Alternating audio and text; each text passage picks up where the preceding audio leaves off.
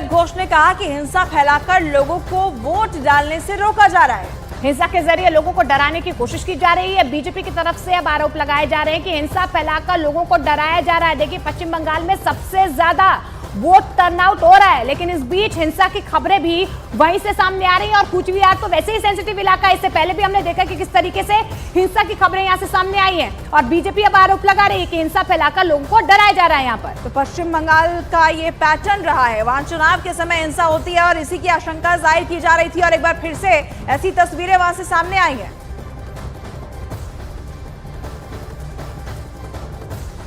और वहीं उत्तर प्रदेश की बात करें तो उत्तर प्रदेश की 8 लोकसभा सीटों पर भी इस वक्त पहले चरण का मतदान जारी है। देखिए, मुजफ्फरनगर से बीजेपी प्रत्याशी संजीव बालियान ने न्यूज 18 इंडिया से खास बातचीत की है। कई दावे उनकी तरफ से किए गए हैं। दावा उनकी जीत के मार्जिन को लेकर उन्होंने कहा कि इस बार ये मार्जिन और भी ज्यादा होगा। सुनिए। केंद्रीय मंत्री संजीव बालियान हमारे साथ हैं, घर से निकल रहे हैं, कुट भी जा रहे हैं, पैतृक गांव है, आशीर्वाद भी देगा गांव, बुजुर्गों की आत्माएं वहां पर है, सब कुछ वहां पर है। क्या लगता है, हैट्रिक लगेगी आज? परसों चुनाव प्रचार समाप्त करने के बाद पहले सिसोली गया था, चौधरी नगर टिकट से मिले, और उसके बाद गांव में गया था। हमारे यहाँ देता बोलते हैं, देता जो हमारे पूर्वज होते हैं उनको देता बोला जाता है। तो पूर्वजों का आशीर्वाद परसों शाम भी लेकर आया हूँ। और जब भी मौका मिलता है, जब मन कई बार अशांत होता है, तो हमारे यहाँ जो देता बने हुए हैं गाँव में, मैं हमेशा वहां पर जाता हूँ, वहां अच्छा लगता है, आशीर्वाद मिलता है। बिल्कुल। जनता का आशीर्वाद कैसा मिलने जा रहा है? क्योंकि पिछली बार हमने देखा था, जब नतीजे आए थे तो मार्जिन बहुत कम था और आप लगातार दूसरी बार जीते थे, तीसरी बार आप चुनाव लड़ रहे हैं, तो क्या लगता है, क्योंकि चौधरी अजीत सिंह अब नहीं है, स्वर्गवासी हो गए, क्या लगता है इस बार मार्जिन बढ़ेगा या टक्कर देगी बाकी जो उम्मीदवार हैं? पिछली बार सब एक जगह थे, मैं अकेला था। इस बार बस बहुजन समाजवादी पार्टी का अपना वोट बैंक है अलग से, बहुजन समाजवादी पार्टी का, वो अलग लड़ रही है चुनाव। राष्ट्रीय लोकदल हमारे साथ है, तो समीकरण से चुनाव होता है, समीकरण में बड़ा बदलाव है, इसलिए इस बार ऐसा कोई दिक्कत ही नहीं है। अच्छा, बाकी चुनाव तो चल ही रहा है, लेकिन दूसरी तरफ देखें तो मोदी की गारंटी, तमाम उस तरीके से चीजें कही गई। क्या लगता है, जनता किन चीजों को ध्यान में रखेगी, किन चीजों को ध्यान में रखते हुए मतदान करेगी आज? देखिए, सबसे बड़ी बात तो यह है कि जो डेवलपमेंट मॉडल मोदी ने दिया है, और जो डेवलपमेंट बिजली, सड़क, पानी जो बेहतर हुआ है, उत्तर प्रदेश सरकार ने लैंड ऑर्डर अच्छा किया है, और मोदी जी का विजन है 2047 तक विकसित भारत। तो मोदी जी पर भरोसा है सबको, वो चाहते हैं कि देश का नेतृत्व आगे भी मोदी जी करें। और अब बात मध्य प्रदेश की भी कर लेते हैं। मध्य प्रदेश की छिंदवाड़ा लोकसभा सीट पर कांग्रेस के नकुलनाथ और बीजेपी के विवेक बंटी साहू के बीच मुकाबला है। दोनों ने ही अपनी अपनी जीत का दावा किया है। ये एक लौती सीट है जहां पर कांग्रेस को सबसे ज्यादा उम्मीदें नजर आ रही मध्य प्रदेश में। देखिए, छिंदवाड़ा की जनता तय करेगी किसकी जीत होगी, किसका हार होगा। छिंदवाड़ा की जनता तय करेगी किसकी जीत होगी, किसकी हार होगी, लेकिन इस बार बीजेपी ने मेहनत ज्यादा चुनौती दी। ये 4 जून को आपको पता लग जाएगा। मुद्दा क्या रहा?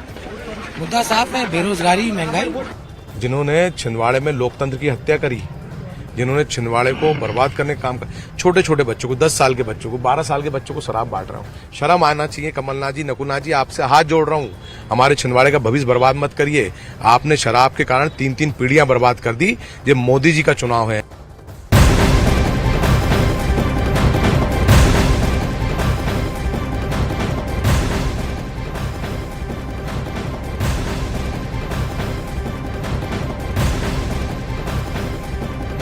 और देखिए, यहाँ पर बिहार में भी कई सीटों पर जो है वो वोटिंग हो रही है, लेकिन वोट प्रतिशत जो है वहां पर लगातार बढ़ता हुआ जा रहा है। लेकिन जीतनराम मांझी से भी हमारे सहयोगी ने खास बातचीत की है।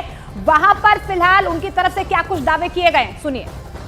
बिल्कुल, देखिए, गया से एनडीए के उम्मीदवार हैं जीतनराम मांझी जी हमारे साथ मौजूद हैं। मांझी जी, पिछले बार भी आप चुनाव लड़े, इस बार भी चुनाव लड़ रहे हैं, दोनों में आप कितना अंतर मानते हैं, और साथ ही आज आपके लिए बड़ा दिन है, इसको आप किस तरह से देखते हैं?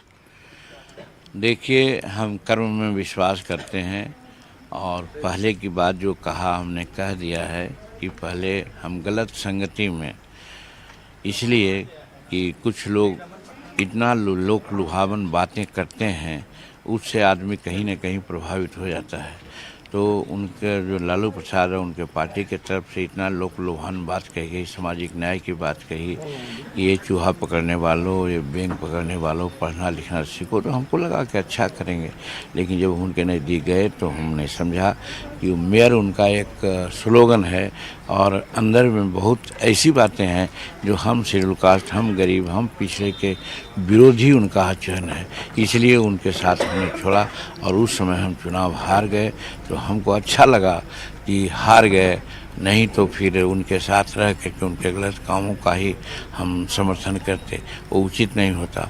और आज जब एनडीए में हम लोग हैं तो बहुत मैंने अपने को इतना सुखद स्थिति में पा रहे हैं, उसका कोई हिसाब नहीं। रही बात कि आज बड़ा दिन है कि छोटा दिन है, ये कभी नहीं हम सोचते हैं। हमारे लिए सब दिन बड़ा होता है, सब दिन निर्णायक होता है। हम कर्म में विश्वास करते हैं, हमने कर्म किया और देखिए आज हम बैठे हुए हैं स्थिर से। सब लोग आज घूम रहा होगा इधर उधर, और हम आज नहीं सब दिन यही करते हैं कि हम अपने चुनाव जब होता है तो हम घर पर बैठते हैं, कोई बूथ पर नहीं जाते हैं। प्रधानमंत्री यहाँ पर आए थे, उन्होंने ये कहा कि हम चुनाव लड़ रहे हैं, मांझी जी तो सिर्फ हमारे सिंबल के तौर पे हैं। एकदम ठीक उन्होंने कहा कि आज 400 पार करने का जो इरादा है और नारा दिया है, हम लोग सब कोई करें। कल देखिए, कल हम औरंगाबाद गए थे अपना चुनाव छोड़ करके अपने क्षेत्र में।